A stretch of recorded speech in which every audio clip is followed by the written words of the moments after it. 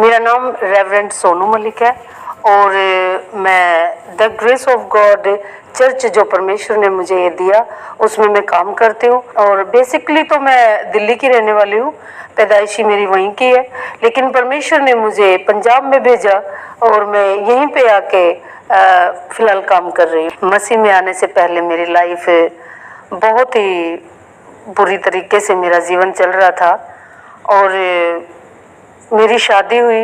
मेरे हस्बैंड हरियाणा के जाट है और मैं भी सिख फैमिली के, मुझे बच्चे नहीं हो रहे हैं। मेरा सिटी स्कैन करवाया तो उस डॉक्टर ने मुझे मेरी रिपोर्ट देख के कहा कि ये कभी मां नहीं बन सकती। और जैसे ही ये बात मेरी सास को पता चली, उसने मेरी माँ को फ़ोन कर दिया उसी टाइम। और जिस टाइम मेरी माँ को उसने फ़ोन किया, मेरी माँ का उसी time on the spot heart attack हो गया, उनकी डेथ हो गई। उसके बाद हम लोग वापस आ गए इंडिया में। और इंडिया में आने के बाद इस ऐसे ही करते करते 8-9 दिन के बाद मेरी सास को भी हार्ट अटैक आ गया और उनकी भी डेथ हो गई। और मसीह से पहले मैं बहुत दुखी परेशान थी और मेरे हस्बैंड की और मेरी फिर इस बात से बहुत लड़ाइयाँ होने लगी। मैं बोलती थी कि आपकी वजह से मेरी मम्मी की डेथ हुई, वो बोलते थे कि तू अगर बच्चा दे देती तो मेरी माँ जिंदा होती, तेरी वजह से मेरी माँ की डेथ हो गई। इसी बात पे हमारी बहुत लड़ाइयाँ होती थी। हमारा जीवन नरक हो चुका था और हमें कोई भी आस नजर नहीं आ रही थी कि मैंने बताया कि हमारी बहुत सारी लड़ाइयाँ होती थी। वैसे ही मेरे ताया सास ससुर ने हमें जैसे लड़ाइयाँ बहुत होने की वजह से हमको गोवा में भेज दिया कि आप लोग थोड़ा सा रिलैक्स होके आओ। जब हम गोवा में चले गए तो वहाँ पे भी जाने के बाद होटल रूम में भी हमारी बहुत लड़ाइयाँ होती थी और हम बहुत ही मतलब सोच नहीं पा रहे थे कि इस लड़ाई का अंत कैसे होना है। एक दिन ऐसे ही लड़ते लड़ते लड़ाई करके मैं अपने हस्बैंड के साथ नीचे रिसेप्शन पे आ गई और उस लड़की को मैं पूछने लगी कि आप मुझे बताए कोई यहाँ आसपास में कोई ऐसी जगह है कि जहाँ मैं बैठ के थोड़ा सा शांत हो जाऊं। तो कोई मुझे गुरुद्वारे का ऑलमोस्ट मुझे चाहिए था कि मैं जाऊं वहाँ पे। तो उसने कहा कि सिस्टर जी, मैडम जी, मैं तो एक क्रिश्चियन हूँ और आज सैटरडे, कल संडे है, अगर आपकी इच्छा हो तो मेरे साथ आप चर्च में चल सकते हैं। तो मैंने कहा कि चल ठीक है, मुझे तो अंदर से शांति पाना है, मुझे तो एक रिलैक्स होना है, चलो कोई बात नहीं, मैं कल आपके साथ संडे जरूर चर्च में चलूंगी। और जब मैं चर्च में गई तो वहाँ पे जो चर्च में जो वर्शिप हो रही थी वो कर्नाटक लैंग्वेज में हो रही थी। मुझे समझ में नहीं आ रहा था उनकी लैंग्वेज, लेकिन मुझे ना वो सॉन्ग सुन के, परमेश्वर के जो महिमा कर रहे थे वो सुन के मुझे अंदर से एक पीस फील हो रहा था, एक शांति सी फील हो रही थी। तो मुझे वहाँ पे बहुत अच्छा लगा, मेरा मन लग गया। मुझे वहाँ पे दिखाई नहीं दे रहा था कि किसकी पूजा हो रही है, क्या कर रहे हैं, कैसे कर रहे हैं, क्योंकि मैं तो उस बैकग्राउंड से आई हूँ कि मैं तो यही लैंग्वेज जानती हूँ पूजा पाठ का। लेकिन वहाँ कुछ नहीं नजर आ रहा था मुझे, लेकिन शांति बहुत फील हो रही थी, शांति बहुत फील हो रही थी। तो लास्ट में उस लड़की ने पास्टर को बोला कि ये हमारे होटल में आए हैं और इनको ये मेरे साथ आना चाहते थे चर्च में, आप इनके लिए दुआ करो। जैसे ही उस पास्टर ने मेरे सिर पे हाथ रख के दुआ की, मुझे रोना निकल गया। इतना मैं रोई उस दिन, इतना ज्यादा मैं रोई, जैसे एक छोटा बच्चा अपनी माँ की गोद में आके रोता है अगर कुछ हो जाता है तो, उतना मैं रोई उस दिन चर्च में। और जैसे ही मैं रोना बंद हुई, मुझे बहुत अच्छा लगा और उसके बाद मैं होटल में वापस आ गई। और ये मेरी पहला स्टेप है कि मैं प्रभु को उस दिन जानने लगी थी। उसके बाद मैं हर संडे चर्च जाने लगी, लेकिन मेरे हस्बैंड को चर्च जाना पसंद नहीं था। और चर्च मुझे लेके नहीं, आप भी नहीं जाना चाहता था, मुझे भी नहीं भेजना चाह रहे थे। तो वहाँ पे जैसे मुझे गोवा पसंद आ गया तो मैं जैसे प्रार्थना करने लगी कि प्रभु जी मुझे गोवा में ही रहना है, इधर ही रहना है, मुझे वापस नहीं जाना। और ऐसा हुआ कि हम लोग ऐसे बैठे हुए थे, रेस्टोरेंट में खाना खा रहे थे, तो एक होटल का एक मालिक आया। उसने कहा कि मुझे ना कोई परचेज मैनेजर चाहिए मेरे होटल के लिए। और मेरे हस्बैंड ने होटल मैनेजमेंट का कोर्स कर रखा है एज ए परचेज मैनेजर। तो जैसे मैं ये थोड़ा सा बोल के, मुझे प्रार्थना भी नहीं करनी आती, जस्ट बोल के मैं नीचे, हम लोग नीचे आए थे, वैसे ही वो बंदा आ गया और वो बोलने लग गया कि भी हमें एक परचेज मैनेजर चाहिए। तो मेरे हस्बैंड ने सडन बोल दिया कि जी मैंने कोर्स कर रखा है परचेज मैनेजिंग का। तो उन्होंने कहा कि दिखाओ डॉक्यूमेंट्स दिखाओ, तो उन्होंने मेल में अपने सारे डॉक्यूमेंट्स दिखा दिए। तो उसी दिन उसने कह दिया कि तू शाम को आ जाना, होटल में काम कर लेना। तो मैं बहुत खुश हुई और मैं वहाँ पे ही गोवा में ही हम लोगों ने सेटल होने का डिसाइड किया और घर फोन कर दिया कि यहाँ पे नौकरी लग गई, हम लोग यहीं रहना चाहते हैं। घर वालों ने भी परमिशन दे दी, आप रह सकते हैं। लेकिन मेरे हस्बैंड को अलाउड नहीं था कि मैं चर्च जाऊं। वो कहता था कि मेरी क्वालिफिकेशन या मेरी वजह से मैं नौकरी लगा हूँ, तेरी दुआ से या किसी और चीज से मैं नौकरी नहीं लगा हूँ। तो एक दिन क्या हुआ, मैं ऐसे सोचती थी, मेरा हस्बैंड चला जाता था सुबह 6 बजे चला जाता था ड्यूटी पे होटल में, और वो आते थे 2-2:30 बजे। और मैं इसी बात का फायदा उठा के मैं 8 बजे 8:30 चर्च जाती थी और 12:30-1 बजे तक मैं घर आ जाती थी।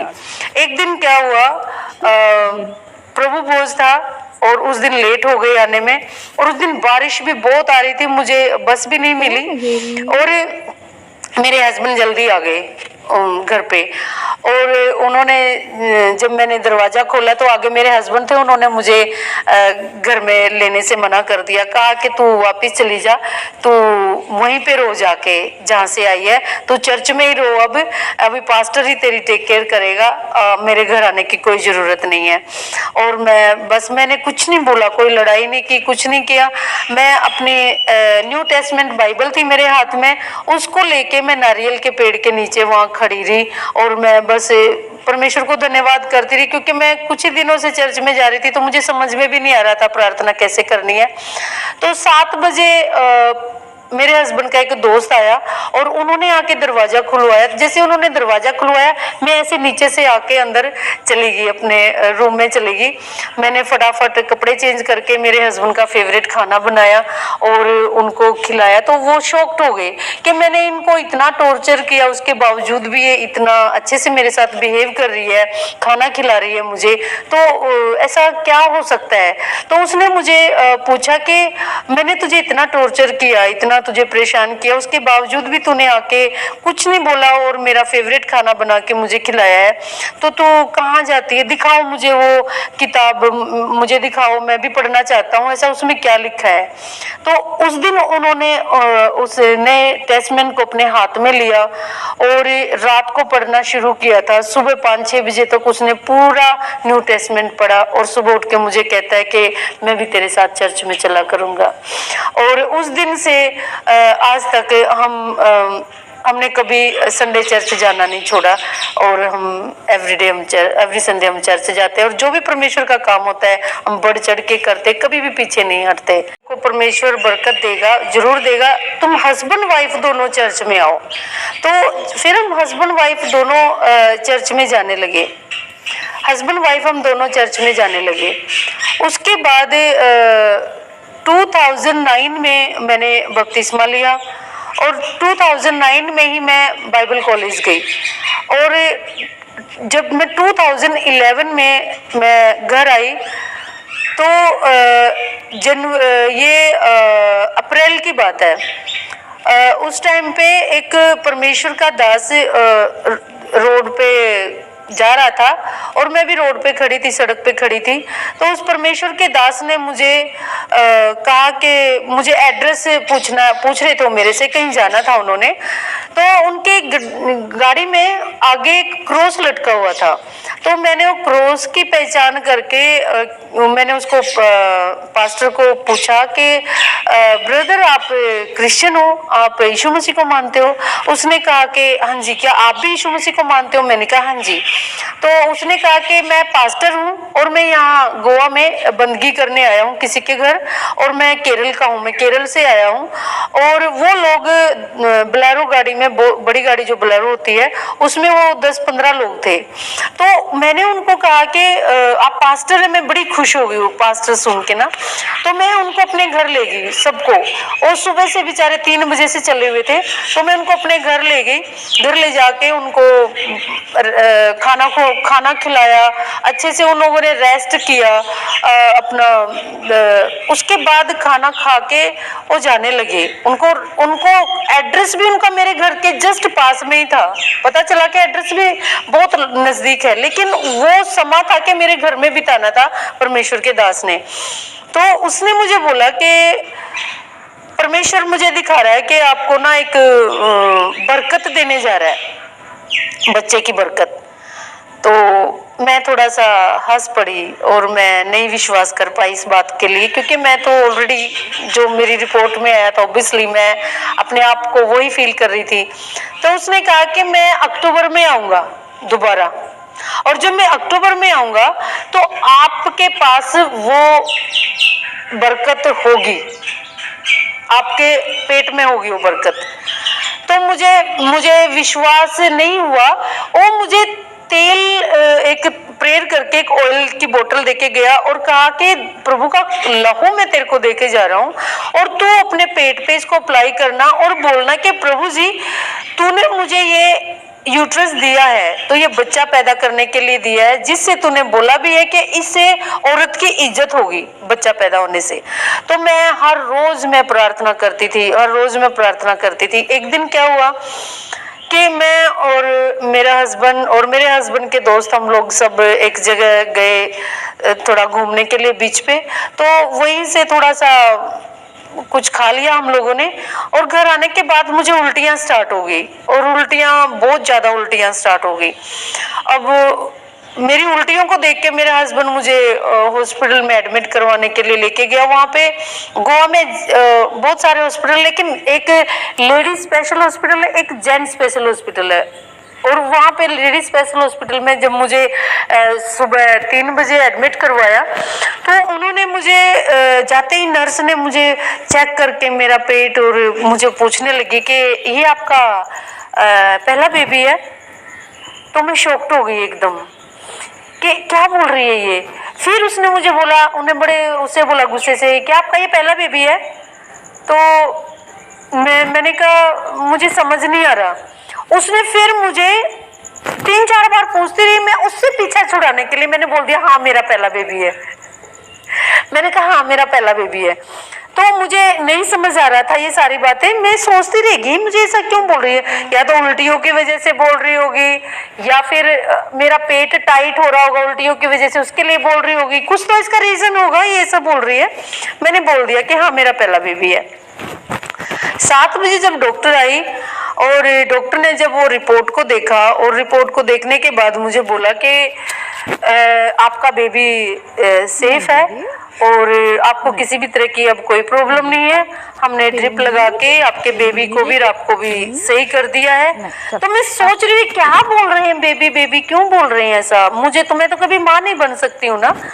तो वो मैं सोचने लगी, और फिर मैंने उसको हिम्मत करके पूछ लिया कि डॉक्टर क्या मैं प्रेग्नेंट हूँ। उसने कहा हाँ तेरे को नहीं पता कि तू प्रेग्नेंट है, तू प्रेग्नेंट है। मैं क्या श्योर डॉक्टर? कहती हाँ पक्का तू 100%, देखो लिखा आया है कि कंसीव्स पॉजिटिव। मैंने देखा और मुझे बहुत खुशी हुई, और ये खुशी बताने के लिए मैं अपने हस्बैंड के पास गई और उनको मैंने इस खुशी के बारे में जब बताया, उनको विश्वास ही नहीं हुआ। सुबह से लेके रात तक जितने भी अल्ट्रासाउंड खुले थे गोवा में, मडगांव में हम रहते थे, सारे अल्ट्रासाउंड पे मेरा अल्ट्रासाउंड करवाया। और फिर उसको जब विश्वास हो गया कि मैं प्रेग्नेंट हूँ, वो बहुत खुश हुए, और हमारी खुशियों का जैसे ठिकाना नहीं था। और परमेश्वर ने मुझे 2 बेटे दिए, मैं 2 बेटों की माँ थी, और मुझे 2 बेटे हुए। एक 2012 में हुआ, एक 2013 में हुआ। परमेश्वर ने मुझे एकदम बैक टू बैक 2 बेटे दिए।